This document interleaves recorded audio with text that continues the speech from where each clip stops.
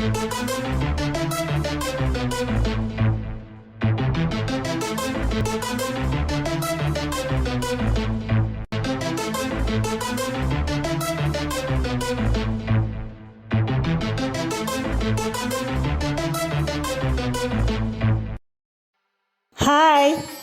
பொதுவாக மூவிஸ்ன்னு பார்த்தீங்கன்னா 4-5 வகையை பிரிக்கலாம். ஒன்று பார்த்துட்டு இருக்கும்போதே எப்படப்பா எழுந்து ஓடுவோன்னு தோணும். அடுத்தது பார்த்தீங்கன்னா தேட்டரில் இருக்கிற வரைக்கும் ரொம்ப என்க்ராஸ்டாக பார்த்துட்ருப்போம். வெளில வந்ததுக்கப்புறம் என்ன பார்த்தோம் நமக்கே நினைவு இருக்காது. சில படங்கள் பார்த்தீங்கன்னா சில நாட்கள் நம்ம மனசில் ஒரு பெரிய பாதிப்பை ஏற்படுத்தும். அந்த 4th கேட்டகரி சில படங்கள் நம்ம வாழ்க்கைக்கு ஒரு பாடமாக அமையும். அப்படிப்பட்ட ஒரு அற்புதமான படம் தான்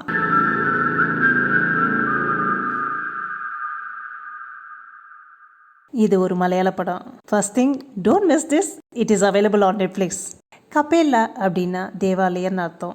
இதில் நடிச்சிருக்கவங்க இல்லை கதாபாத்திரமாகவே வந்திருக்கவங்க ஜெஸ்ஸியா ஆனபன், ராய்ங்கிற கேரக்டரில் ஸ்ரீநாத் பாஷி, அப்புறம் ஹீரோவாக வந்து நமக்கு வில்லனை அதிர்ச்சி கொடுத்த விஷ்ணுங்கிற கேரக்டரில் ரோஷன் மேத்யூ.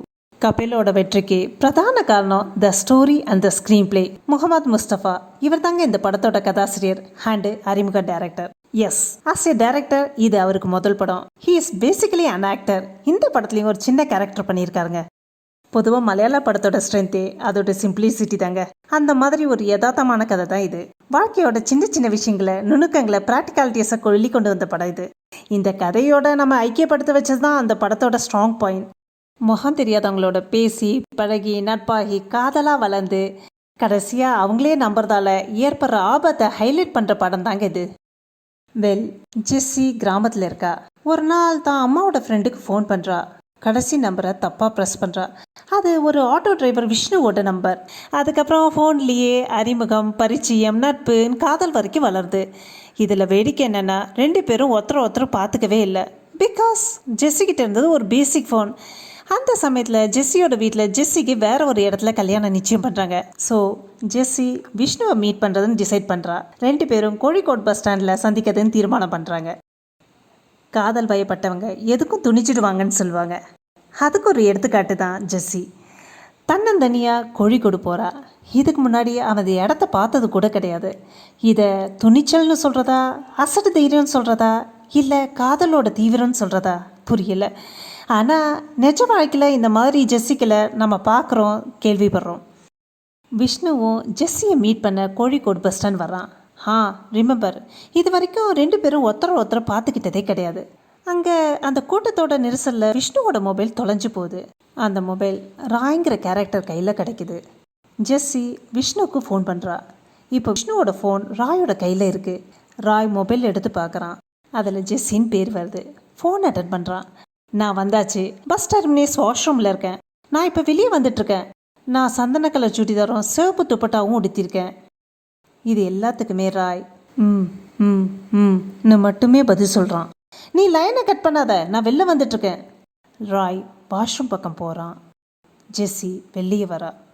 ஐயோ, இவன் கையில் போய் மாட்டிக்க போகிறாளா அப்படின்னு எல்லாருக்குமே தோணும். ஜெஸ்ஸியும் விஷ்ணுவும் மீட் பண்ணுறாங்களா? வாஷ்ரூம்லேருந்து வெளில வந்த ஜெஸ்ஸி ராயத்தான் விஷ்ணுன்னு நினச்சிட்டு அவன் கூட போகிறாளா, இல்லை அவளுக்கு என்ன ஆபத்து காத்துட்ருக்கு? படத்தை பாருங்கள், எதிர்பாராத ட்விஸ்ட் அண்ட் டர்ன் காத்துட்ருக்கு. சத்தியமாக உங்களால் கெஸ் பண்ண முடியாது. இந்த படத்தை பார்த்ததுக்கப்புறம் என் மனசில் தோணுன சில முக்கியமான விஷயங்களை உங்கள் கூட ஷேர் பண்ணிக்கிறேன். ஒரு பெண் ஒருத்தனை காதலிச்சா அவனுக்காக எதை வேணா செய்கிறதுக்கு ரெடி ஆயிடுறாங்க. அந்த துணிச்சல், அந்த தைரியம் எங்கேருந்து வருதுன்னே தெரியல.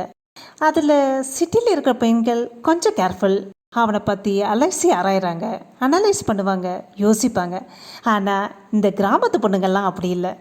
ரொம்பவே போல்டானவங்க. அந்த போல்ட்னஸ்க்கு காரணமே அவங்களுடைய இன்னசென்ஸ் தான். தான் யாரை காதலிக்கிறோமோ அவனை உண்மையானவன் அப்படின்னு சுலபமாக நம்பிடுறாங்க. நம்ம ஜெஸ்ஸியும் இந்த ரகத்தை சேர்ந்தவ தான். ஆண்களை பொறுத்த வரைக்கும் மோஸ்ட் ஆஃப் தெம், அது இந்த படத்தில் வர ஆட்டோ டிரைவராக இருந்தாலும் சரி, இல்லை கோடிக்கணக்கான சொத்துக்கு அதிபதியாக இருந்தாலும் சரி, அவங்க பெண்களை பார்க்குற விதம் ஒரே மாதிரி தான் இருக்குது. பெண்களுடைய அப்பாவித்தனத்தை தனக்கு சாதகமாக உபயோகப்படுத்தி அவங்கள எக்ஸ்ப்ளாய்ட் பண்ணுறது. இதில் ஏமாத்துகிற ஆண்களை விட ஏமாந்து போகிற பெண்கள் தான் அதிகமாக இருக்காங்க. அஃப்கோர்ஸ் கபேலா பொறுத்த வரைக்கும் டைரக்டர் முகமது முஸ்தபா இந்த படத்தை முடிச்சுக்கிற விதம் ரொம்பவே பாராட்டப்பட வேண்டியது ஒன்று. சினிமேட்டிக் கிளைமேக்ஸ் அப்படின்னு எதுவுமே இல்லாம ரொம்ப யதார்த்தமா எல்லாரும் ஏத்துக்கக்கூடிய முடிவை கொடுத்திருக்காரு. ஜெஸ்ஸி மாதிரி காதலர்களுக்கு மட்டும் இல்ல, எல்லா பெண்களுக்கும் ஒரு அவேர்னஸ் கிரியேட் பண்ற மாதிரி படம் இது. பொதுவாக இந்த மாதிரி படங்களில் பார்த்தீங்கன்னா கிளைமேக்ஸில் ஒன்று காதலர்கள் ஒன்று சேருவாங்க, இல்லைன்னா தற்கொலை பண்ணிப்பாங்க. அதுவும் இல்லைன்னா தன்னை காப்பாற்றினவனை ஹீரோயின் காதலிக்க ஆரம்பிப்பா. ஆனால் இந்த படத்தில் ஜெஸ்ஸி அந்த மாதிரி எதுவுமே பண்ணலை. காதலிச்சோன்னு நினச்சி கண்ணீர் விடவும் இல்லை, காப்பாற்றினவனை கைப்பிடிக்கவும் இல்லை. தனக்கு ரொம்பவே பிடிச்ச கடற்கரை ஓரத்துக்கு போய் சூரிய அஸ்தமனத்தை பார்த்து சந்தோஷப்பட்டா. In a nutshell, it's one of a kind film. அவசியம் பாருங்க Kappela. Before I sign off, இந்த மாதிரி எக்ஸ்ட்ராடினரி ஃபிலிம்ஸ் வரும்போது ரிவ்யூ பண்ணலான் இருக்கேன். மீண்டும் விரைவில் சந்திப்போம். உங்கள் கமெண்ட்ஸை அவசியம் பதிவு பண்ணுங்கள். நன்றி.